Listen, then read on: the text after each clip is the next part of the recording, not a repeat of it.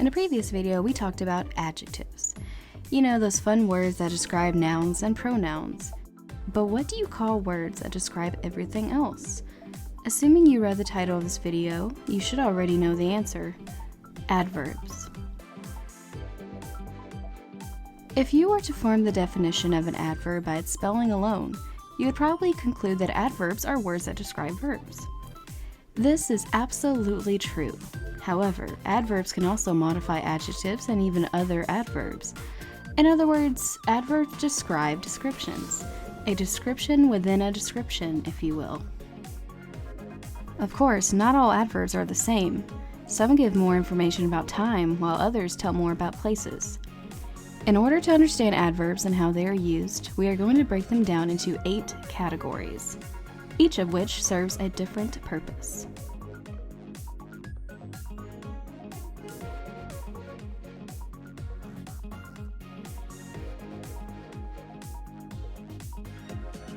Let's begin with adverbs of time.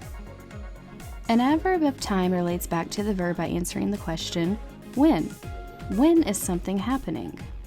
For example, I am starting my diet tomorrow.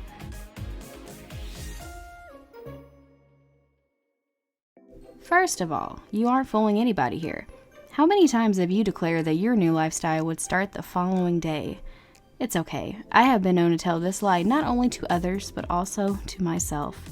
Go ahead and eat that brownie. You freaking deserve it.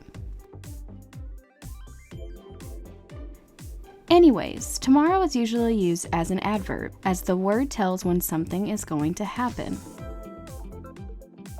When will I start the diet?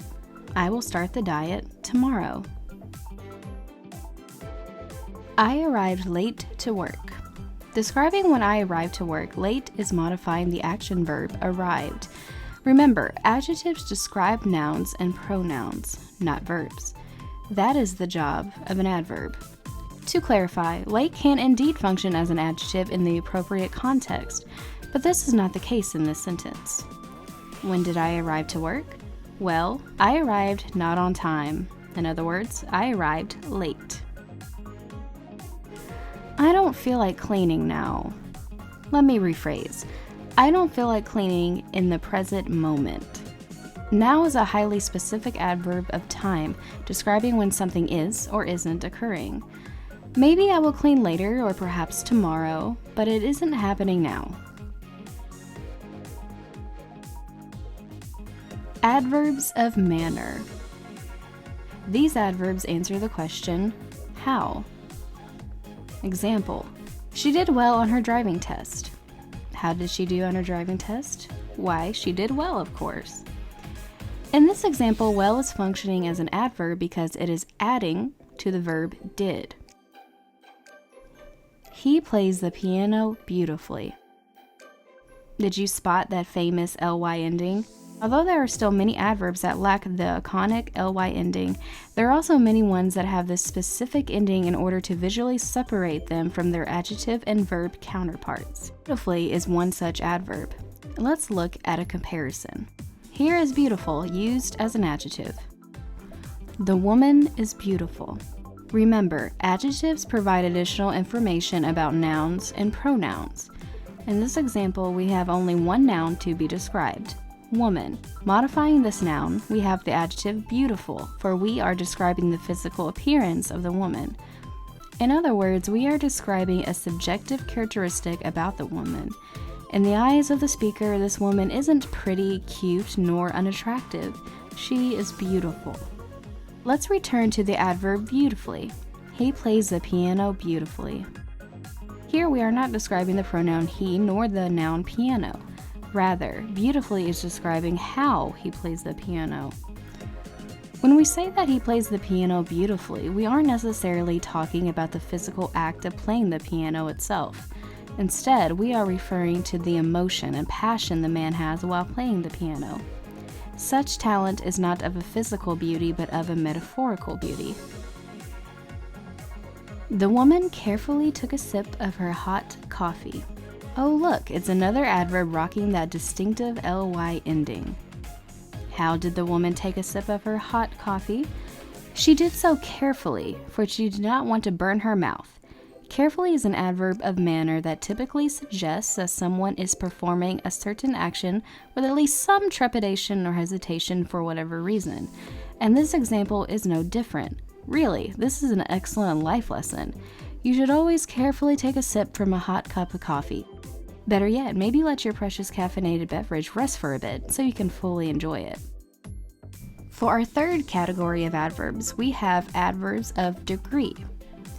These handy adverbs serve to answer the highly important question, to what extent? For example, isn't the puppy so cute? First of all, what a silly question this is. Of course the puppy is so cute. In fact, it is downright adorable. However, this isn't the point. So is one of those words that can function as many things. It can be a conjunction, interjection, and even an adverb, which is the case here. So is functioning as an adverb in this sentence because it answers the following question. To what extent is the puppy cute? To rephrase, how cute is the puppy? Well, the puppy isn't just a little bit cute. No, the puppy is so cute. I am very tired. Very is one of the most commonly used adverbs in the English language, albeit a weak one. Strong writers tend to avoid this adverb because there are adjectives that better convey the same idea. For example, instead of saying I am very tired, I could say, I am exhausted. See how the adjective exhausted carries more weight than very tired? It just has more punch to it. Of course, there's nothing grammatically wrong with using very alongside adjectives. This is simply something to keep in mind as you work toward becoming a better writer. Nevertheless, very is still an adverb, answering the question, to what extent am I tired? Or, how tired am I? I am very tired. I am at the can't keep my eyes open phase of tired. Dinner is almost ready. Almost is an adverb of degree that describes the extent to which something is complete. Unfortunately, the meal is not prepared and ready to eat in its entirety, but it will be ready in the extremely near future. In other words, it is almost ready.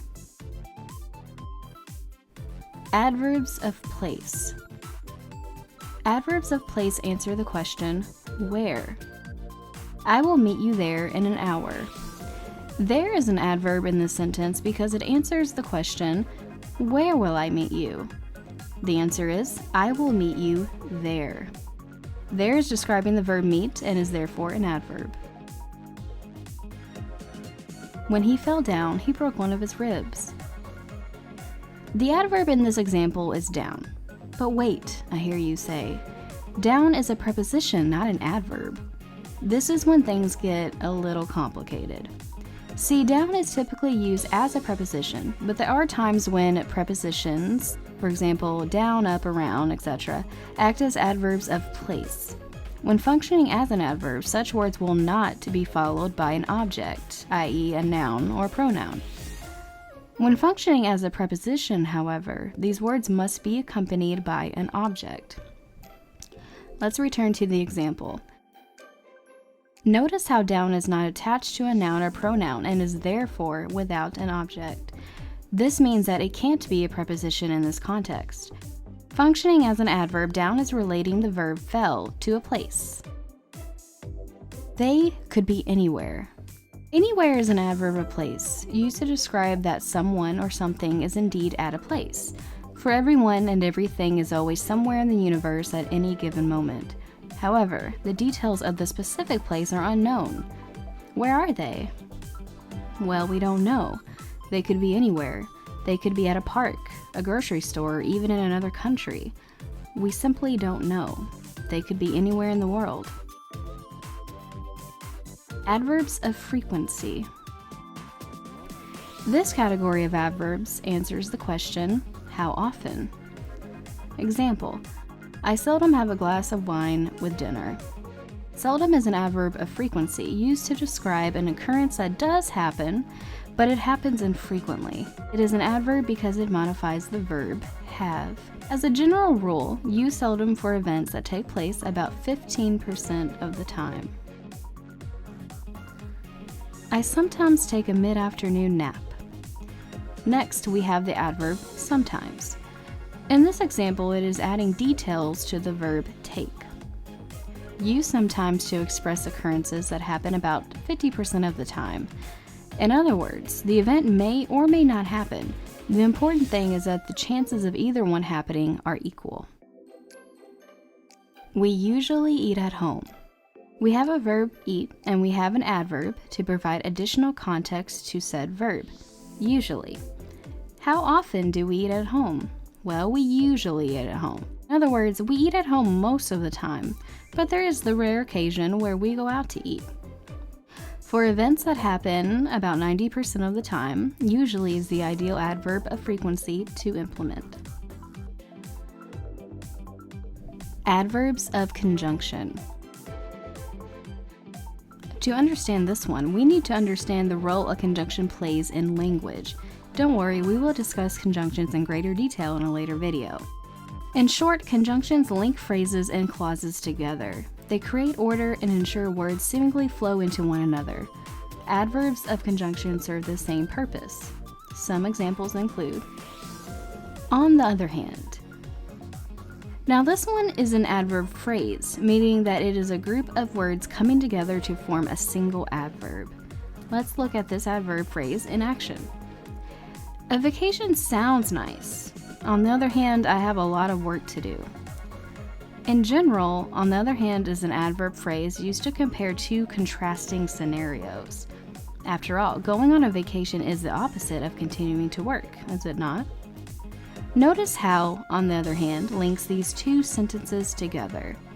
A vacation sounds nice, and I have a lot of work to do. This, my friends, is the power of adverbs of conjunction. Let's look at another example. I don't need it. Furthermore, I can't afford it. Furthermore is an adverb of conjunction that adds even more information to an idea or concept. Typically, this new bit of info is not entirely necessary, but it's always nice to elaborate. Once again, notice how furthermore is linking two whole sentences together. I don't need it, and I can't afford it. One more example. We enjoyed the movie, however, we recognize that it won't appeal to everyone. In this example, we are expressing the fact that we personally enjoyed the movie, but we can also see why someone else wouldn't enjoy it. Perhaps it was a scary movie. Some of us twisted folks love a good horror flick. Others, on the other hand, like being able to fall asleep at night. To each their own, I suppose. Adverbs of comment. Such adverbs are more about opinions and feelings regarding events rather than how events take place. For example, I personally think this food smells disgusting. By using the adverb personally, I am stressing how I feel about the food, not anyone else. Adverbs of comment, such as personally, can make a sentence feel more intimate and personal. Unfortunately, she is not coming to the party tonight. In this example, we want to stress how we feel in regards to someone not coming over for a festive activity. We do so by using the adverb unfortunately. In doing so, we perfectly convey that we are disappointed, not happy or pleased about the fact that a certain someone isn't coming to the party. This is simply outrageous. Grammatically speaking, the adverb simply is not needed here for the sentence to make sense, but I am glad it is included. Why? It adds that little extra something to let the reader know that the speaker is amazed by the ludicrousy of it all. Modifying the be verb is simply serves to convey the following message. This event is nothing more than outrageous. Outrageous sums it up perfectly. Adverbs of affirmation/negation. These are the adverbs that either confirm or deny something. For example, I can hardly contain my excitement, emphasizing the fact that I am unable to keep my joy to myself. Hardly is an adverb of negation. A good night's rest is exactly what you needed. An adverb of affirmation exactly modifies the verb is, stressing the fact that the only thing you needed was sleep. He is surely going to win the game. As our last example of an adverb of affirmation surely expresses how confident we are in the man's talents and abilities in regards to the game he is playing. In other words, we would probably be willing to bet on his win because of our high level of confidence.